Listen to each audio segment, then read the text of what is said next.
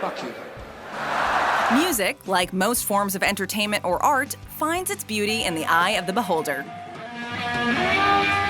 Or in this case, the ear. So while that does make it hard to explicitly say what the biggest moments in music history are, I'm really happy for you. I'm gonna let you finish. But Beyonce had one of the best videos of all time. it doesn't make it impossible, as there are objective things that have happened over the course of the past century or so that have changed the future of music, or influenced nearly every musician. Moments that were substantial enough to alter the rest of music history that took place after those events. So grab your favorite headphones, kick back, and get ready for the top 10 most important moments in music history. Sugarhill Gang hits the top 40. While most people think that rap or hip-hop started in the early 1980s, the reality is that the first rap song to actually make the top 40 chart was released in 1979 by a group named the Sugarhill Gang. Here's Wonder Mike, Hank, and Master G, the Sugarhill Gang. Like rock and roll before it, rap was an entirely new form of music that had never really been heard before, and in what perhaps should have been a sign for things to come, the song wasn't actually written by the gang themselves. Produced by Sylvia Robinson, Rapper's Delight is often credited with introducing hip-hop music to a wider and whiter audience. The ladies pimp, the women fight for my delight. And a lot of the components of that song are still major parts of rap music today, from the braggadocio incorporated by the members of the gang to the candid nature of their rhymes. 2, 3, 4, tell me Wonder Mike, what are you waiting for? Their talk of sex and also of dancing, they put down the major tenets of what rap and hip-hop are and have been about since their inception. The song also utilized the beat from another song, which, while not direct sampling, was something that is still utilized heavily in rap songs of today. A lot of people thought that the new genre was a passing fad and couldn't have been more incorrect, as it seems that rap and hip-hop are getting more and more popular as the years go on. And without Rapper's Delight, that may not have happened, which explains why it was added to the National Recording Registry of the Library of Congress in 2011. Help us become pop culture icons too! Hit that subscribe button and click that notification bell. Michael Jackson's Thriller. Michael Jackson is by far the most popular solo artist of all time, selling more records than anyone else and breaking nearly every record for sales with his gigantic album, Thriller. Before Thriller, Michael Jackson was still mostly known for his work as the lead singer of the Jackson 5, despite the success that came from his first solo album, Off the Wall, in 1979. Thriller was released 3 years later, in 1982, in a time that was reportedly filled with depression for the young singer. He stated in interviews at the time that even at home, he would sit in his room and cry because of his inability to make friends. He channeled that emotion into his most famous recording, one that completely changed the musical landscape forever. Together with legendary musician and producer Quincy Jones, they worked together on 30 songs, with 9 making the final album. A lot of those were released as singles, and that's why this album makes the list, as, due to not just how many hit songs were on the record, but also that Thriller changed how people perceived singles. And beyond that, it really raised the bar in terms of releasing a complete album and not focusing solely on a hit single or two, like most singers or groups did before that. I wish that I had Jesse's job. While you could also give the Beatles and Beach Boys credit for the same thing, the proper way to explain it would be to say that those groups began the change and Jackson finished it. I'll play 4 or 5 songs and they just don't make a sound. I'll just go, boo. Bob Dylan goes electric. Whether or not you're a fan of Bob Dylan, you have to admit that he's one of the most influential acts in the history of music. He was typically a one-man band, one that included his trusty harmonica, acoustic guitar, and one-of-a-kind voice. Times they are changing.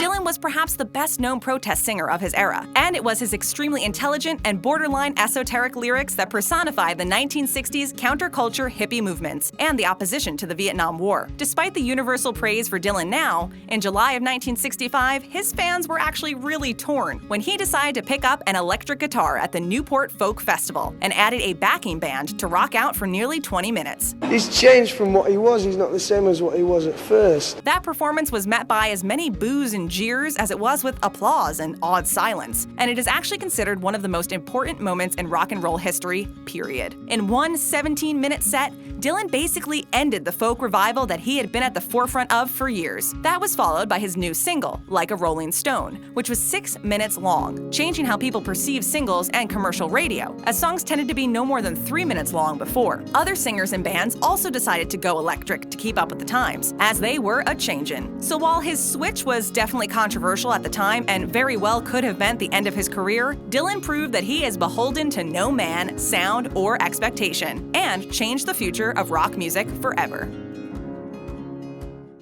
Phil Spector and the Wall of Sound. Speaking of changing sound, if there's any single producer from that era that was almost as famous as most bands, it would have been Phil Spector. While Spector is famous now for being an eccentric murderer, the list of artists that he worked with is a basic who's who of influential groups from that time period. Spector was known for revolutionizing the sound of music itself, or at least how it sounded when played at home, in what was then known as the Spector sound, and eventually the Wall of Sound. Spector mostly recorded during this time at Gold Star Studios in the 1960s, which is located in Los Angeles, California. He often worked with the same studio musicians, regardless of what singer or band he was recording, and that group was known as the Wrecking Crew. The goal of the Wall of Sound was to exploit the possibilities of studio recording by creating an orchestral aesthetic that was unusually dense, which allowed the music to come across a lot better than the songs recorded before it, regardless of the output.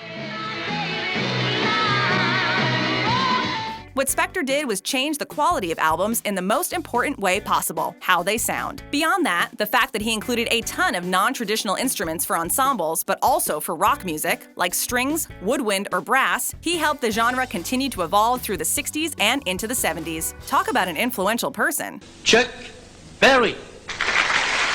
Chuck Berry releases Maybellene. Written and recorded in 1955 by Berry, Chuck Berry's Maybellene was similar to Rapper's Delight in that it helped define a new genre of music and incorporated aspects from songs that already existed. In the case of Maybellene, Berry adapted the Western swing fiddle song Ida Red, which was recorded in 1938 by Bob Wills and his Texas Playboys. The song included a lot of the early rock and roll cliches like hot rod racing and a broken romance. Rolling Stone magazine claimed that Maybellene was the first song to establish and utilize rock and roll guitar, and its influence can be heard in countless songs that came out after its release. The song also helped bridge the divide that existed between black and white audiences in terms of the music that they listened to. Granted, white parents were terrified by the black music that was rock and roll, but as the teenagers who went crazy to songs like Maybellene got older, they clearly didn't believe in things like segregation anymore. And while it took about a decade for the Civil Rights Bill to be passed, it's safe to say that without songs like Maybellene, it could have taken a lot longer than that. Kurt Cobain, the leader of one of rock's most gifted and promising bands, Nirvana, is dead. The death of Kurt Cobain. Kurt Cobain and his band Nirvana get a lot of the credit for ushering in the grunge movement that exploded on the scene in the early 90s. It was a burden that Cobain struggled with, as he clearly loved to make music and art, but didn't necessarily want to be known as the voice of his generation, or the poster boy for disaffected youth. A lot of times when I write lyrics, it's just at the last second because I'm really lazy. It was something that he struggled with up until his death by suicide in 1994, after multiple failed attempts by his then-wife and bandmates to get him into treatment for his heroin addiction. His death changed the future of music forever. It's impossible to say what would have happened with rock music had Cobain not died in 1994, especially considering the growth that you could hear between Nirvana's second and third albums, Nevermind and In Utero. Another great example of where Nirvana and thus rock music could have ended up came courtesy of the now legendary performance that Cobain and Nirvana and others had done a few months before his death for MTV's Unplugged. Nirvana rustled a lot of feathers from the powers that be at MTV, as well as from the audience itself, by mostly ignoring their own catalog and instead sang a lot of covers of obscure songs that were as old as 125 years. The best example of this was the song Where Did You Sleep Last Night? I would shiver the whole night through. Which was made into an instant classic by Cobain and Nirvana. The song was first noticed in the 1870s and went by a few different titles, but became one of Nirvana's most well-known songs because of the epic performance by the band. And the meaning a lot of it ended taking on after his death only a matter of weeks later. The death of Biggie and Tupac.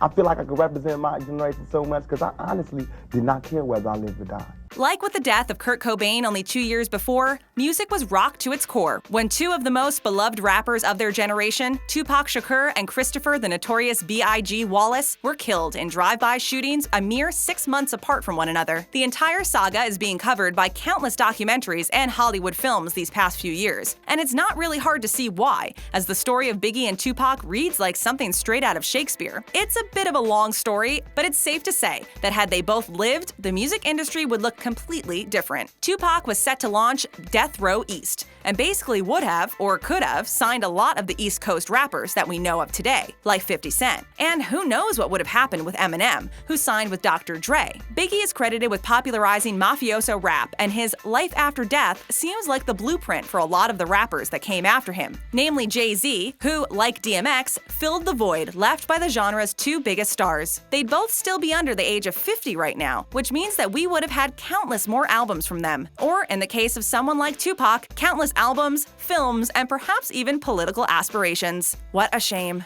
We're being taught to deal with this fairyland, which we're not even living in anymore. And it's sad. The day the music died.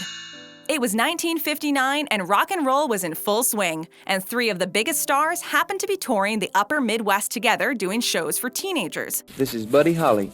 The Crickets and I are really happy to be coming your way on the winter dance party. Buddy Holly, Richie Valens, and JP the Big Bopper Richardson had just performed at a small club in Clear Lake, Iowa, as part of the Winter Dance Party tour. All three were fed up with the grueling schedule and all the traveling. Their tour buses were uncomfortable and freezing, and that was negatively affecting their ability to perform, as they had been getting colds, the flu, and even frostbite. Holly became so fed up with this, in fact, that he chartered a plane from Clear Lake to their next location, which was set to be in Moorhead, Minnesota. At the last second, Richardson nabbed a seat on the plane in lieu of Waylon Jennings, who was part of Holly's band at the time, as Richardson was still getting over the flu, and Jennings thought that Richardson needed the spot more than he did. Valens also almost didn't make it on the plane, and only did after he won a coin toss over another member of Holly's band. Well done. Because it was late at night and visibility was low from the wintry weather conditions, the pilot ended up losing control of their small plane, a Beechcraft Bonanza, which ended up crashing in a cornfield not long after takeoff in Clear Lake, Iowa. Everyone aboard the plane died instantly, and it's safe to say that it changed the future of music forever. All three left behind catalogs of music that have gone on to influence singers and bands for decades. Elvis on Milton Berle's show. At the end of 1955, Elvis Presley was nearing a year and a half on the road, and while he had a couple of modest hits, those happened to be on country and western charts, and not on the rock and roll charts that he became the king of not long after. In the spring of 1956, Presley was promoting his debut single on RCA Victor Records, a little song named Heartbreak Hotel. And while it was already a hit before he joined the Milton Berle Show, it was that TV appearance that changed the way the world viewed Elvis. The performance is legendary and was surprisingly not Presley's first time on television, or even the Milton Berle Show. The main difference between those previous appearances and what would become his signature performance was the song he was singing, or more importantly, the type of song. He had previously focused on singing ballads, which Heartbreak Hotel was not. And because of that, he hadn't been doing much of his now famous dancing. It was the dancing that accompanied his performance of Heartbreak Hotel that instantly made Elvis the symbol of his generation. The way he moved his hips around the stage terrified a lot of people and created such a fervor that when he returned to American television afterwards, he was filmed from the waist up for years. While Presley most likely would have hit it big without that performance, it was the turning point from a young and promising artist to the legend that dictated the future of rock and roll, as well as gospel and some country music. Ladies and gentlemen, the Beatles! The Beatles on Ed Sullivan.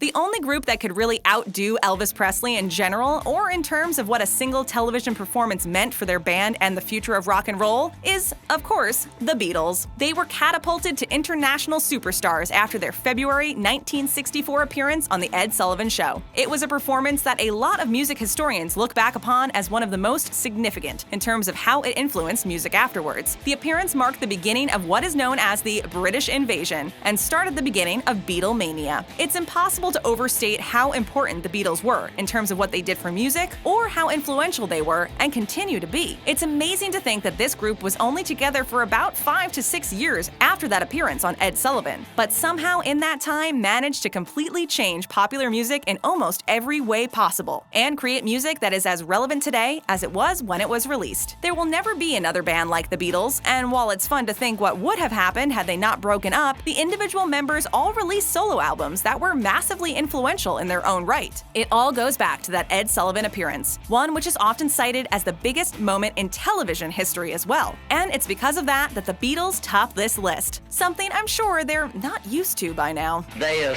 having more influence on kids and things than anything else, including Jesus. Now that you've got your music history primer, thank you very much. Help us reach the top of the charts by hitting that subscribe button and clicking that notification bell. And don't go anywhere. Check out some of our other great videos.